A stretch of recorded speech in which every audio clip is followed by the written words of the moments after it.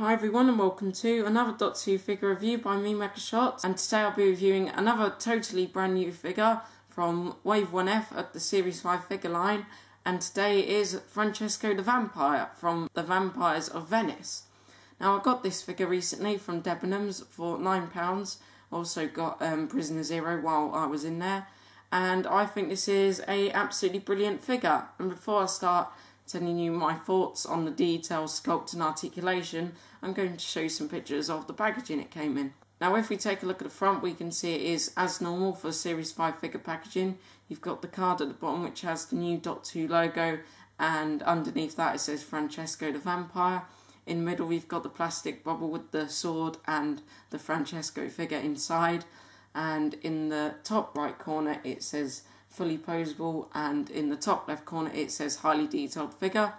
And if we take a look at the back, we can see all the other figures available in Wave 1F, and at the bottom there's some company information. Now I think they've done really well with the head sculpt for this figure. I think it has a very good likeness to the actor that played Francesco, Alex Price. If we take a look at his mouth, we can see all of the scary fangs inside. I think the fangs might be a little bit too small, but we can see them clearly, and they have been painted onto the sculpt very carefully. We can see his very sky blue eyes, and we can also see his hair at the top, which has been sculpted very nicely, and it does look like it is the right shape. And now I'm going to start talking about his clothing. Now we'll start off by taking a look at his cloak. Now I don't think this is removable because it has been glued into the body. I'm not really sure if it is really meant to be removable.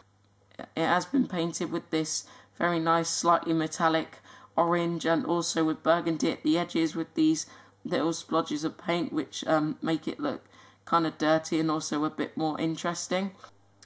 And also surrounding Francesco's neck you've got this interesting feature which has all these nice leaf-like shapes and also lots of patterns which have been added to the sculpt very carefully. And now we'll take a look at this colourful item of clothing. We can see that it has lots of grey, pink, black and purple stripes towards the neck of Francesco, and there's also the white part of the collar at the top. And you've also got these gold buttons going down the middle of it like there was in the episode. And it's also been painted burgundy with some black stripes as well.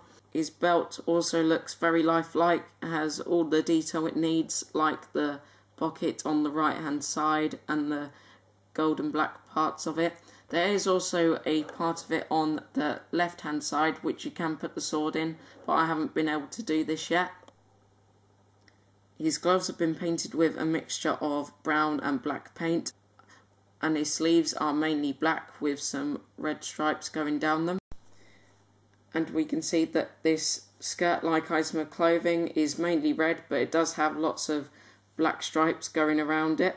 Now this item of clothing does limit the leg articulation a bit, as you can see, and it does make the figure a little bit difficult to stand up.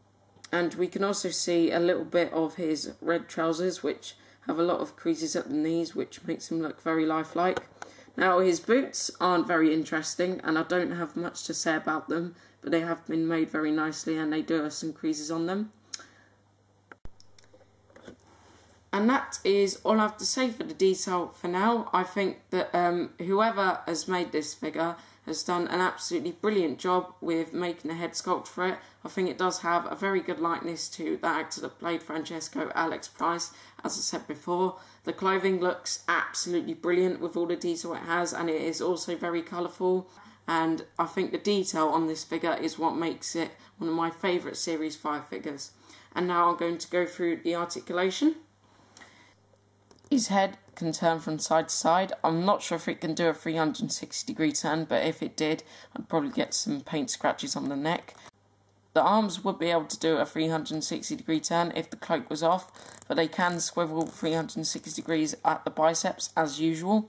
And it can also bend up at the elbows, and both hands can swivel 360 degrees.